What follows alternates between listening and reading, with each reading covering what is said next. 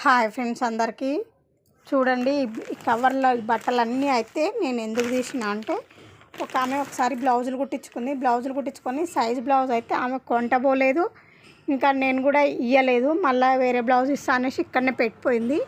ఇక్కడ పెట్టిపోయినాక మళ్ళీ వేరే బ్లౌజ్ కూడా కుట్టించుకొని పోయింది, కానీ సైజ్ బ్లౌజ్ అయితే తీసుకుపోలేదు ఫ్రెండ్స్. అసలు సైజ్ బ్లౌజ్ ఇక్కడనే పెట్టిపోయింది. చాలా రోజులు కూడా అవుతుంది.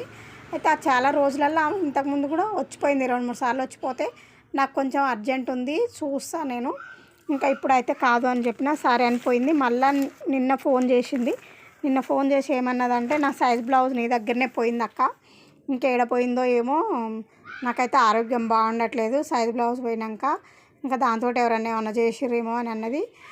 అసలు ఇట్లా కూడా చేస్తారా సైజ్ బ్లౌజులతో అని అయితే నాకు అన్నంతవరకు తెలియదు. నాకు అది అసలు ఎట్లా అనిపించింది. ఇంకా అప్పటి నుంచి నేనైతే ఇంకా ఇది చూడడం స్టార్ట్ చేసిన ఫ్రెండ్స్. అదైతే దొరకలేదు నాకు, కానీ ఎవరో తీసుకుపోయిరో ఏమో అని అయితే అని అనుకుంటుంది, కానీ ఎవరైతే తీసుకుపోరు. అసలు చూడండి ఎన్ని బ్లౌజులు ఉన్నాయి, ఇన్ని బ్లౌజులు ఎప్పటి నుంచో ఉన్న బ్లౌజులలో కూడా అదొక్క బ్లౌజే పోతుంది. అసలు ఎవరు తీసుకపోయినా మళ్ళీ తెచ్చిస్తారు.